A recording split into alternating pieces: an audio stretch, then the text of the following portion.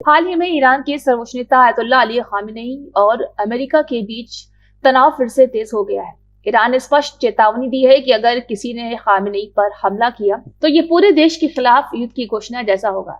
ईरानी अधिकारियों ने खासकर अमेरिका को इसका जिम्मेदार बताया है, जिसे वो क्षेत्र और अस्थिरता फैलाने की कोशिश करने वाला मानते हैं। ईरान का रुख इसलिए महत्वपूर्ण है क्योंकि मध्य पूर्व पहले ही इजराइल हमास संघर्ष और गाजा में लड़ाई जैसे तनावपूर्ण हालात का सामना कर रहा है।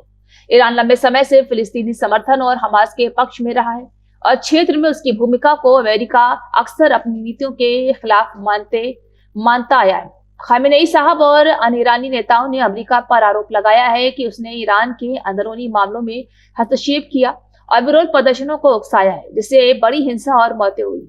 अब सवाल यह है कि क्या इससे बढ़ते तनाव का असर डोनाल्ड ट्रंप के गाजा पीस प्लान पर पड़ेगा। ट्रंप की शांति योजना का मकसद गाजा में संघर्ष विराम और पुनर्निर्माण को बढ़ावा देना था, लेकिन बहुत से देशों ने इस योजना में भाग लेने से इनकार किया।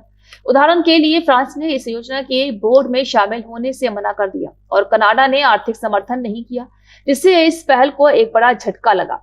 वहीं ईरान, लेबनान, यमन और अन्य स्थानों पर अमेरिका, इजराइल, ईरान के बढ़ते कूटनीतिक और सैन्य तनाव का असर साफ दिखता है। अगर अमेरिका ईरान पर दबाव बढ़ाता है या कोई सख्त कदम उठाता है तो यह गाजा में शांति प्रयासों को और मुश्किल कर सकता है और ट्रंप के पीस प्लान की विश्वसनीयता पर सवाल खड़े कर सकता है। इससे न सिर्फ क्षेत्रीय देशों की नीतियों में बदलाव आ सकता है, बल्कि वैश्विक राजनीतिक प्रभावित हो सकती है। ईरान का कहना है कि वो किसी भी सैन्य कार्रवाई का जवाब देने के लिए सक्षम है और अपने हितों की रक्षा करेगा। खामेनेई साहब ने स्पष्ट किया है कि ईरान युद्ध नहीं चाहता, लेकिन किसी भी दबाव या हिंसा का जवाब देने में तनिक भी देर नहीं करेगा।